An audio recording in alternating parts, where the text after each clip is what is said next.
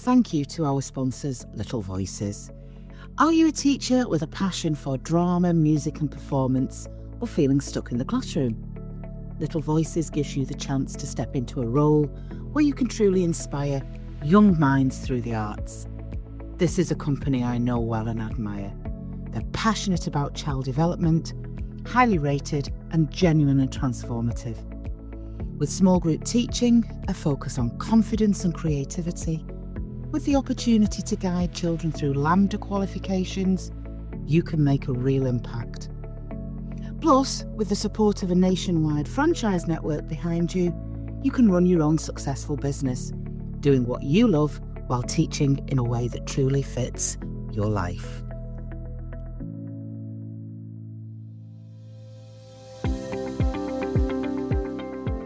He took one look at me and gave me a massive hug. And he said, "You're leaving now, right?" And I just went, "Yeah, I'm done." Wow. Thank you, listeners, for sticking with us, and welcome back to part 2 of Emma's story. Wow, Emma. It took a 26-year-old out of teaching to go, when is enough enough? Yeah, my husband had been telling me for 10 years. Oh, everybody you love, she tells you. That's what I hear with pit ponies all the time. My parents are telling me to get out. My husband tells me to get out. My kids tell me to get out. But what we do is we channel in that part of our character that goes, and I went back into the lesson. For some reason, there's this stubbornness, this innate need to prove what it is that I can do this. I don't even know what it is. It's different things for different people. Sarah, what makes us not go, yeah, you're right, sack it off? We're going to end up talking about this in the epilogue. Okay. Deeply, but I'm going to say this. Sometimes it isn't about the person, Emma, who says, I need to go back into I'm expected to go back in the lesson. It's not about that. About the failure of the adults around other adults to safeguard those adults. That was not a decision that somebody who was in crisis in that moment should have even have been expected to take, because that head of department or somebody else should have gone, you need to go home. That's a safeguarding issue. Yeah. And this has been true in schools for a very long time. We focus so much on safeguarding of children, rightly so, absolutely rightly so, and you know where I stand on that. And we focus on behaviour management, because I've actually got a little bit in my bonnet about behaviour management at the moment as a term, and the strategies that we use with children to try and get them to change their behaviour when they're bullying. But those protections and mechanisms are not actually in place to protect adults in that environment either.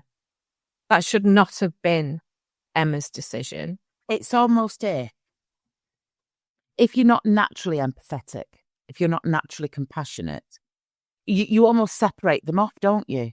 I can safeguard children, but it's not my responsibility to safeguard an adult. Correct.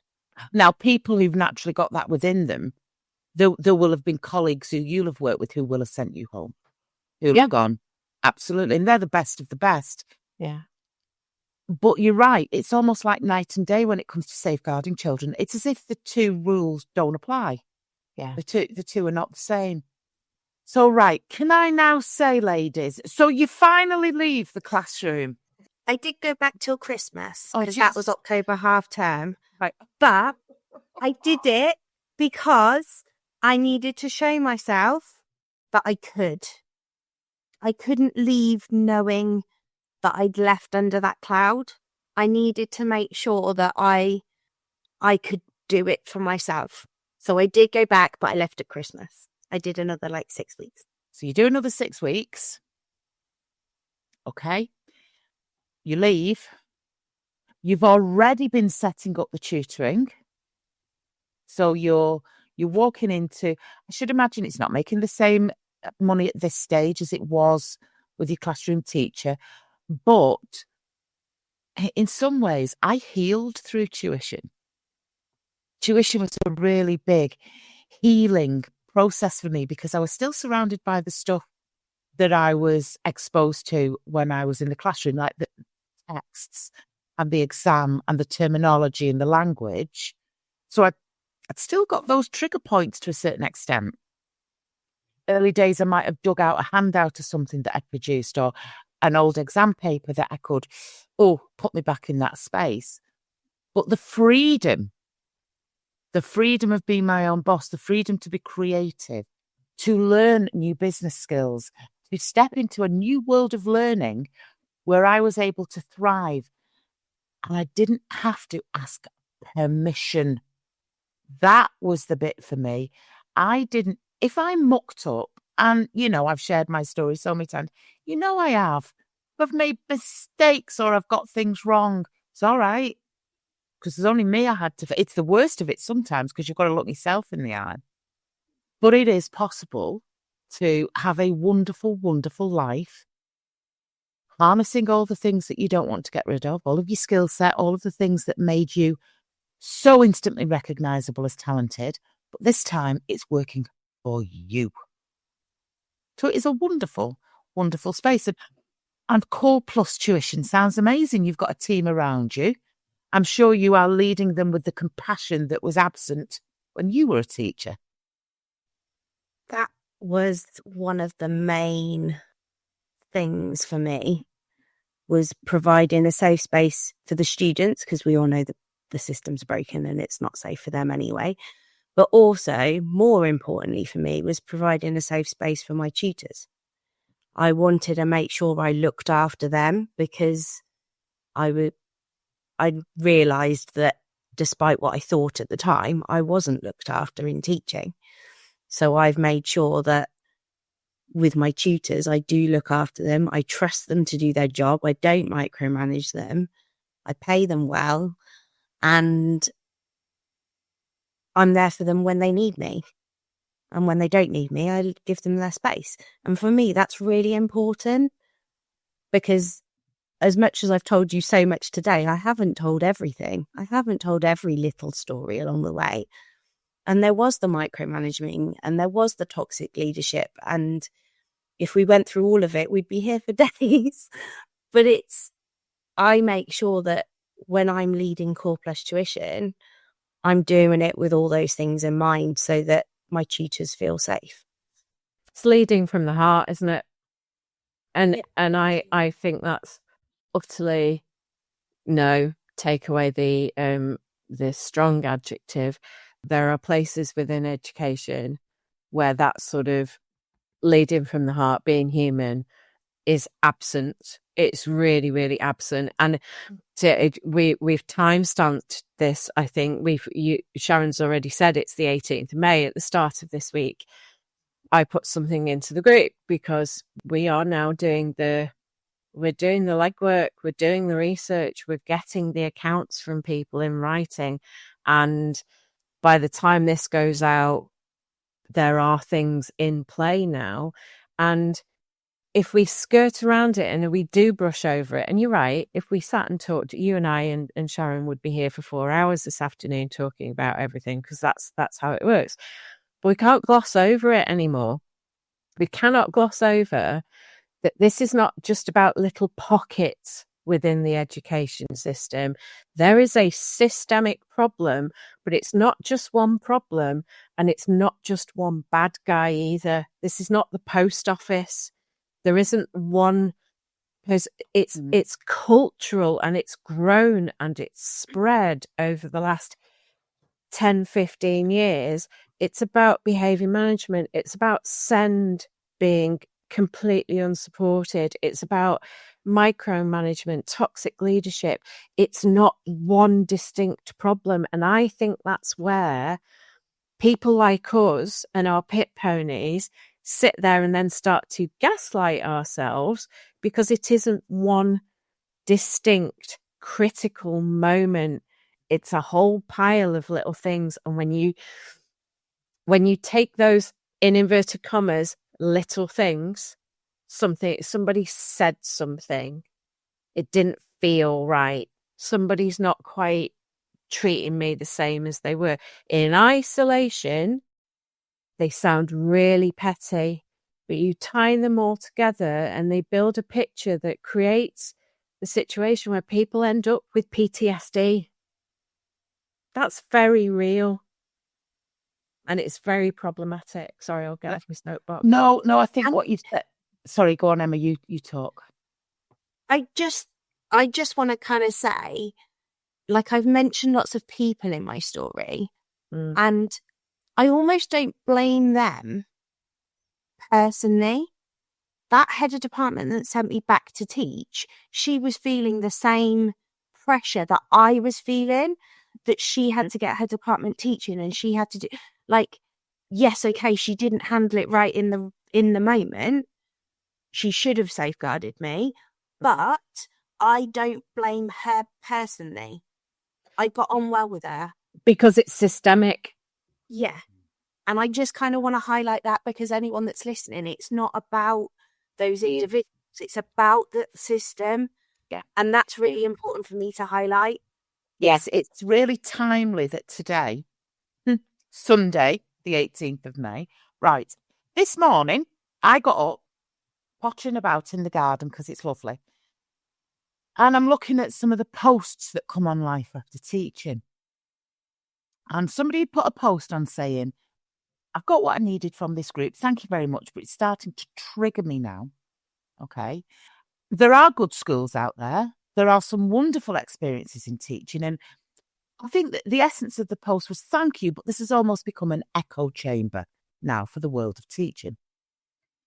And yes, it is an echo chamber. It is. There's no two ways about it. But it's a bloody big one. There's an awful lot of people putting an awful lot of posts on saying the same, if not dissimilar things, day in, day out. And then one of the group members started talking about teachers moaning. Now, I was very measured, because they talked about teachers moaning. And that's a teacher talking about other teachers. And if we're not careful, that's the gaslighting from within. I don't give a bugger if the group member's listening either, because we're not moaning, for God's sake. And I think that's the important balance for Emma's experience. It's not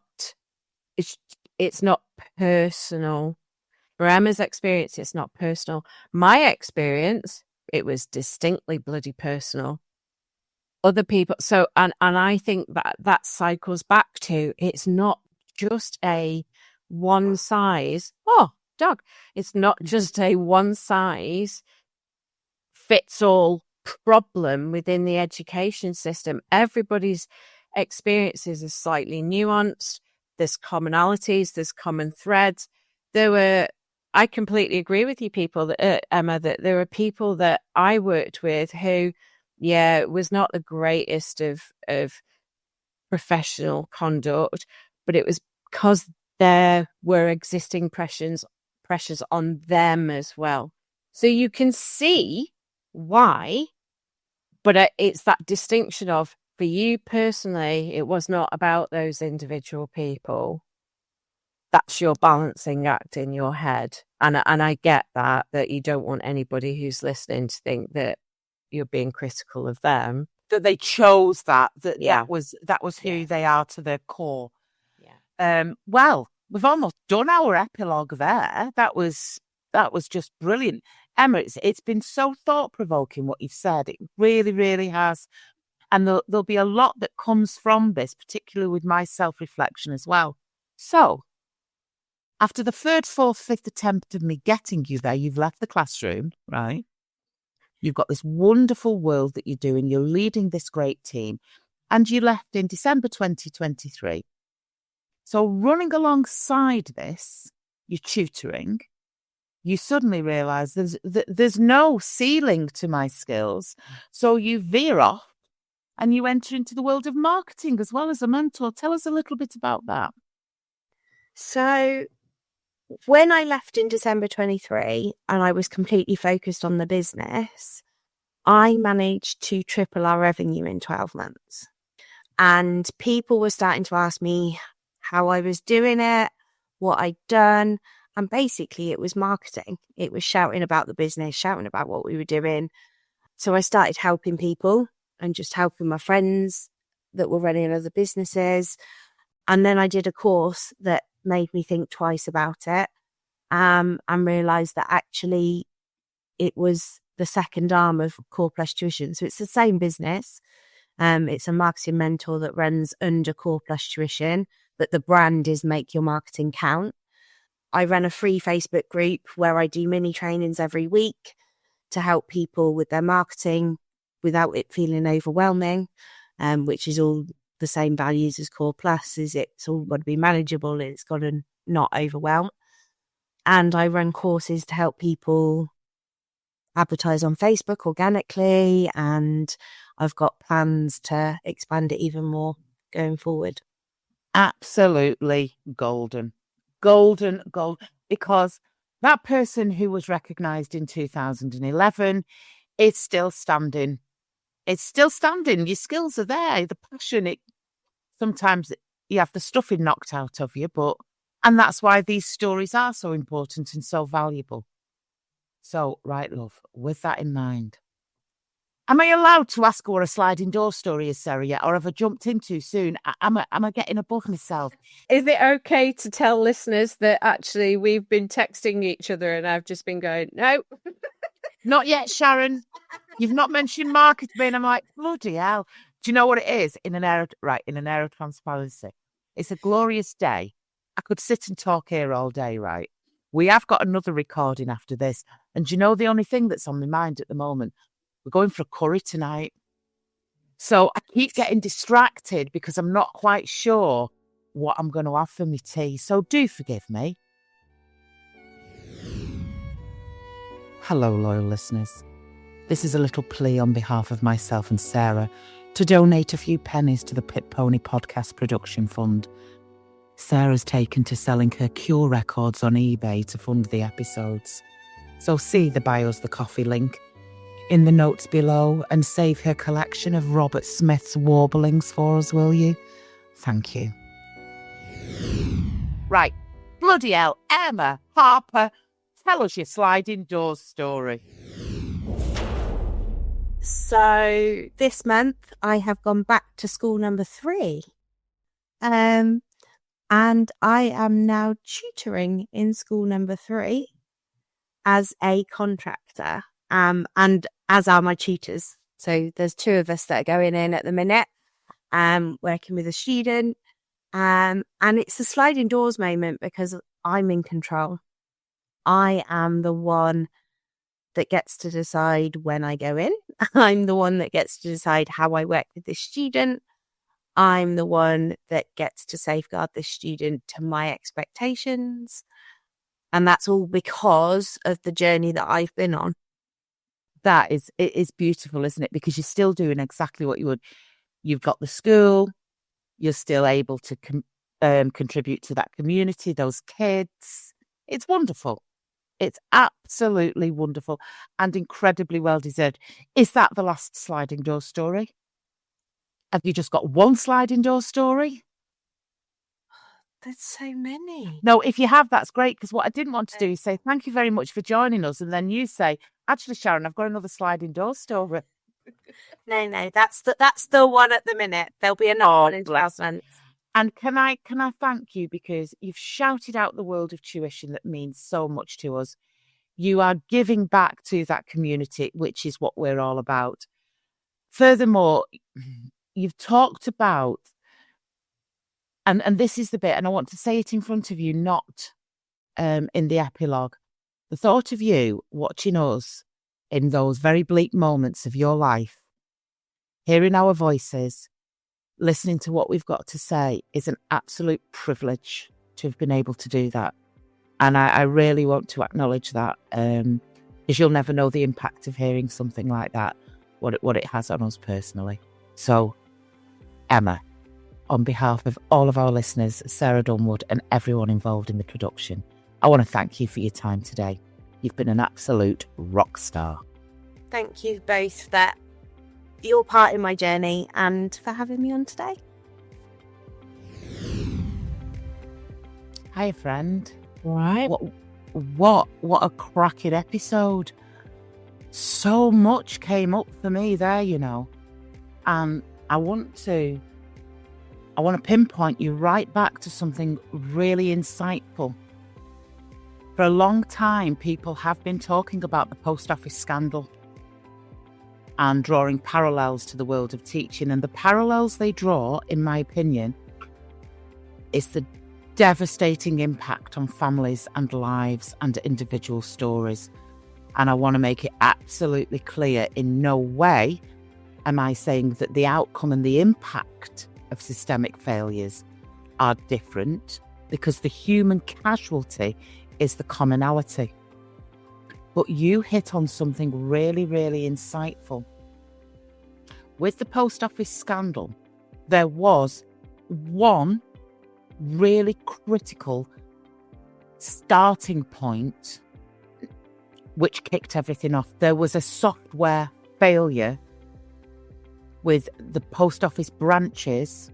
Yes, there was the corruption, there was the inability to take responsibility, there was the lying, there was the gaslighting, there was everything. But the main difference was they could pinpoint it to a piece of software that was not reading the reconciliation till receipts of what was going on in these individual branches. There was a lack of training, all of those things, but it came to one moment. You hit the nail on the head. You cannot talk about what's going on in the world of teaching and schools at the moment and say it's because of this. Sarah, are you happy to talk about a letter that you wrote? Yeah. Okay. Yeah. Talk us through what you did a couple of months ago, just after the general election. So we put a post, by we, I mean me, put a post into the group, basically because I'd had enough. And it goes back to something you said in the episode, actually, and I want to come back to that. The group is an echo chamber by the very nature of who it attracts. And no, we're not going to change the name of the group either, because fundamentally the name of the group is still what the group is about. It's about finding the solutions to getting out. And I do want to make the point, in case group members are listening to it, in a group of our size, with the amount of posts and comments that go on in a week, we can be topping 1,000 posts a week. We can be topping 20,000 comments regularly in a week. It's group members only see a certain amount of what actually goes on the timeline unless they specifically go looking. We as moderators, actually, once it's on the timeline, don't see everything.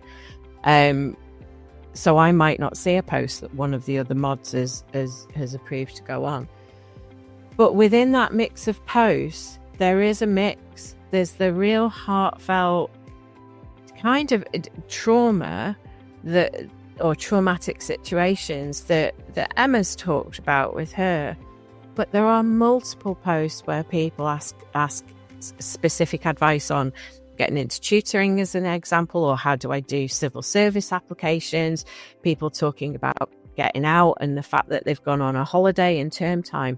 And it is the balance. And that's why we did the podcast as well, was to make sure that we get people who tell the story, but then the other side of it, which is why I texted you and went, don't forget the marketing, because it's that people need to hear as the antidote to the other stuff. But fundamentally in August, it was August and early September, late July after the election, I felt quite hopeful that maybe there might be an opportunity for some change, for somebody to hear us. So I went out to the group and asked for accounts. And basically, it was an enormous thread. If I was to write to the Secretary of State to Education, what do you want me to write to her about? And there ended up being about 9 or 10 really common themes that kept coming up.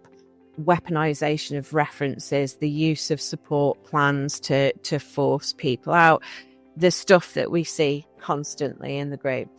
So I drafted a letter. It ended up it as concise as I could get it. It was just shy of 10 pages long, and it was the top level stuff. And I sent that off at the end of August 2024.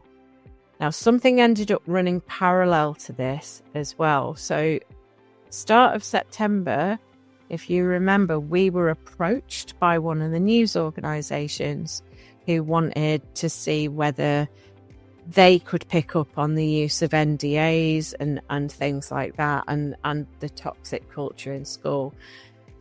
So what happened was, fundamentally, and I never got to the point where I reconciled this in my head, which is why I've never posted it in the group. The letter that I got back in response was 2 pages. The first page of it, let me find it. The first page of it, within the first paragraph, I was mansplained to. Quite categorically mansplained to. Apologies to the men who are listening to this. But it was, and interestingly, I sent it to somebody a couple of days ago because there is something afoot now. And that person read it and came straight back to me and went, "Oh my God, you were mansplained to." So, introductory paragraph: thank you for taking the time to share your members' detailed thoughts on the education system and on the direction it should take in the coming years. That's not what I was doing. Their passion for ensuring an equitable and effective education for all pupils is evident. Wait for this line. May I start by explaining that high-quality teaching is the factor that makes the biggest difference to a child's education? Really? Really? What a bellend. And then it goes on for a handful of paragraphs to tell me that the changes they'd already put in. So the guidance to do with teacher appraisal and capability, which I quite frequently share in the group. National terms and conditions handbook, training, career progression that they're putting in. The statement about Ofsted removing headline grades. The 5.5% pay award that they gave for this September, but they're not giving for this September. And it was dismissed, and it wasn't even a response from Bridget Phillipson. It was a response from somebody within the communications team of DFE. So it felt standard. It felt like, and it's interesting that this week I've gone out again and said, right, we are doing this now. We have got some irons in the fire now where we can really start to make a big push on this, and I will come to the group about that in a couple of weeks' time when I know it's pinned on. But it felt like that standard sort of letter you get from an MP when you write to them that really hasn't got to understanding the heart of what you're saying to them, and it's just this is my stock response. I've been on the receiving end of one of those in the past. So I was furious about that, and actually couldn't come back to the group about it because the fury turned into such abject disappointment that I actually sat in a little pool of shame about the fact that we tried. And embarrassment, isn't it? It's just like I can't even begin to put that into the group because the fury and all the rest of it. So we've let it stew for a while. But anyway, something's come up in the last few weeks. One particular group member has got in touch with me. We seem to have a route in. We've established some contacts with some media that we think might actually be able to do the research, and they are interested. And so we go again and we fight. But it was interesting that in the discussions that we've started having with that particular media outlet, they also, and I've been banging this drum forever, it's so difficult to get to the point of what it is, because when somebody wants to deal with something, they want to deal with one thing. They don't want it, they want, and teaching is just like this. What's the silver bullet for behaviour? What's the silver bullet for this? Well, yeah, I am going to damn them all. Politicians are the same. What's the one problem that we can fix and get a big headline for? Well, the education system is systemically broken at the moment. There are pockets where it's not, because there's great leaders and great teams in schools, but systemically, there is an evidence base within our group that says it is broken, and it's probably heading to the point where it's going to be difficult to put the pieces back together in some sort of coherent thing that still looks like what an education system should look like. So we're on it. But then that comes to something that you said in the episode, which is the public perception, and also the perception of some colleagues within our own profession that teachers are just moaning because their experience is not the experience of the people who are actually trying to say what is happening to them, tell their experiences. And frankly, I'll make no bones about it, somebody within the profession using the word moaning about another colleague, in my mind, is a little bit offensive. But it does come to that.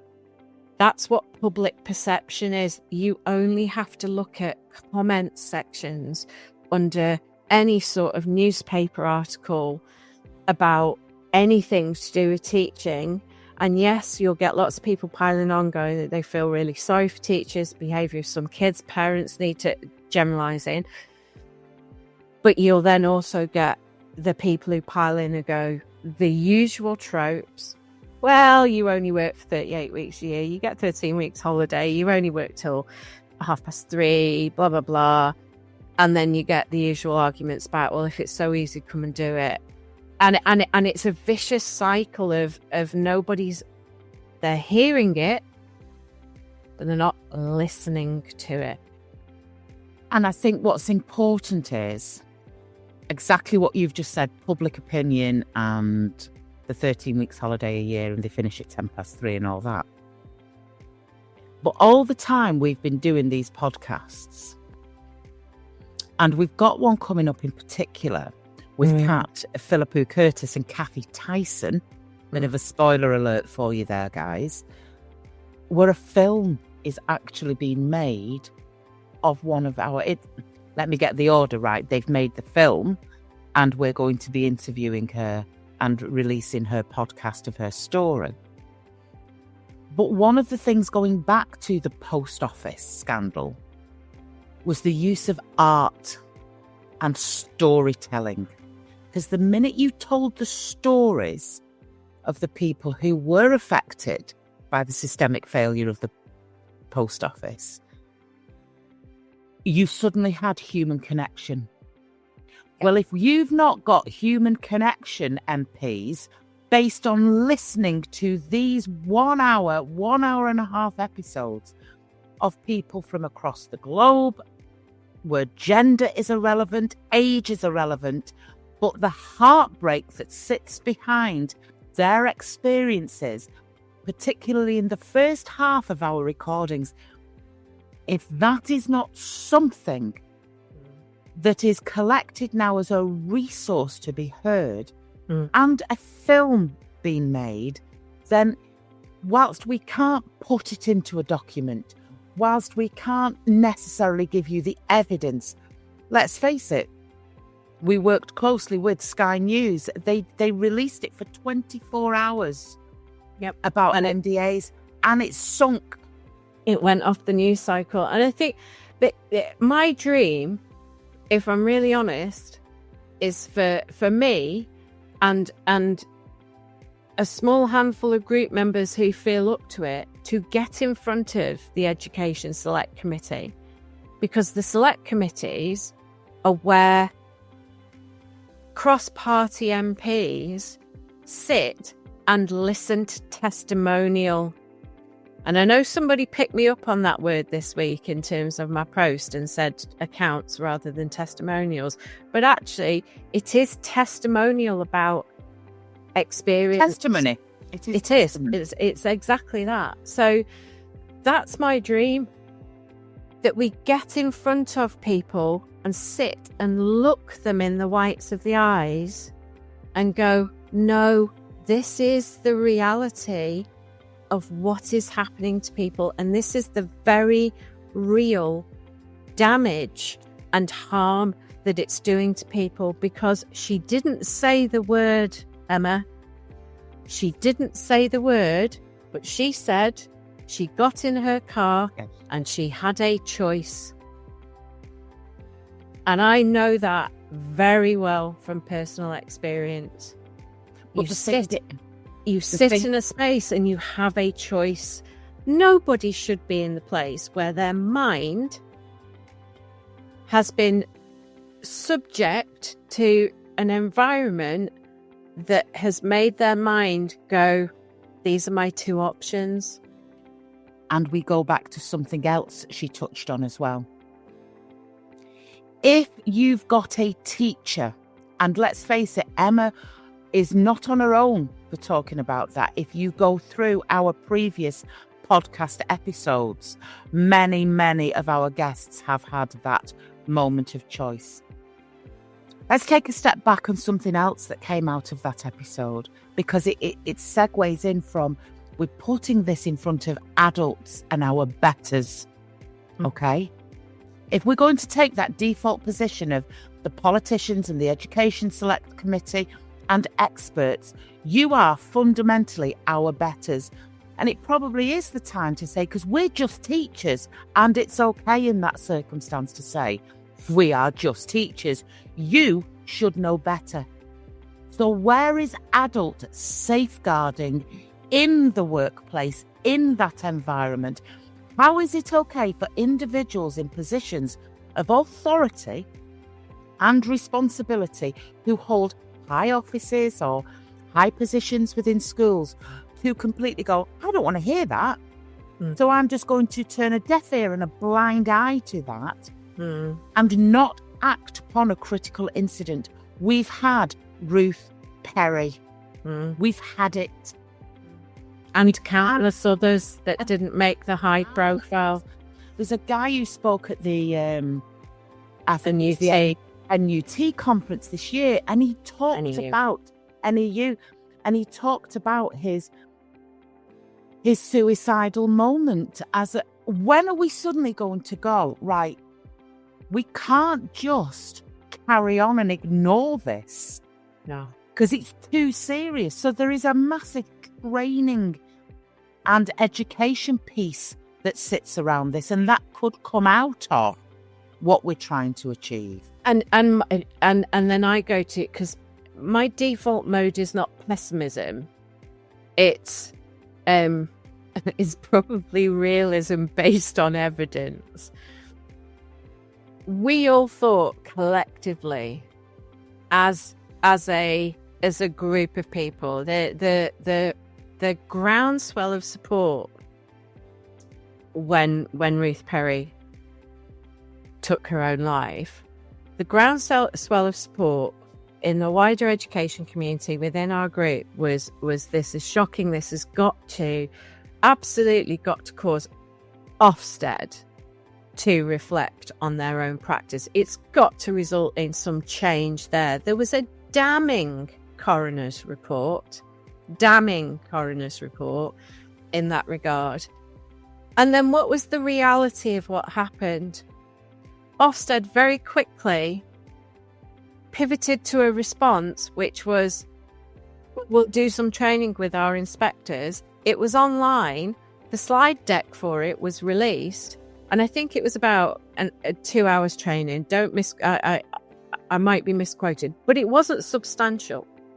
It was not intensive developmental work with people who are going in and by the very nature of their role are putting people whether they like it or not, are putting people under extreme stress.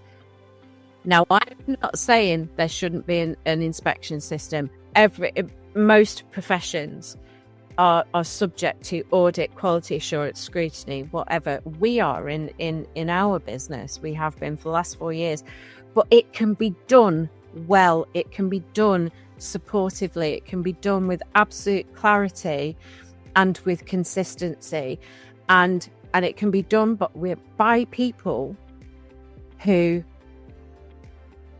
at their very heart of it, understand that they are working with people. Completely agree. And I think in order for your realism based upon experience not to be a self-fulfilling prophecy where it then comes to disappointment because things just don't happen, we keep talking about the issues, we keep talking about the symptoms, the problems. Fundamentally, whilst we believe that education takes place in a building where houses, I'm taking a typical high school in my local area, 3,000 young people between the hours of 8:30 in the morning and 3:30 in an afternoon. They're crammed in, they're rammed into class sizes of 30. There is a curriculum that is so outdated. There is an assessment system that doesn't even embrace technology. We are still testing with pens and papers. We are not accommodating, we are not putting mental health at the very core of our young people, but we are shoehorning them into English, maths and science with exam papers that are content-driven, not skills-led. Until we can sit in front of people and say, throw the baby out with the bathwater and let's start from scratch.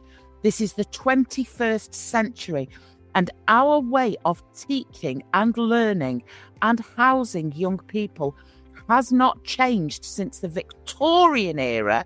Then everything else is white noise because we're trying to fix something that could be better. Look at the home education community.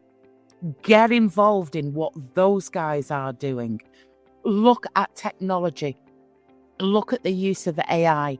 Look at the use of what we can be doing with therapeutic approaches to mental health, to getting children to take accountability and responsibility for their thoughts and actions rather than saying, right, after 11 years in education, paper 2, English language, you're going to have a non-fiction text from the 19th century and a non-fiction text from the 21st century.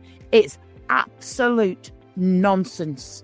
So it's taking a real step back and looking at what we are trying to achieve with the tools you are giving us to achieve it.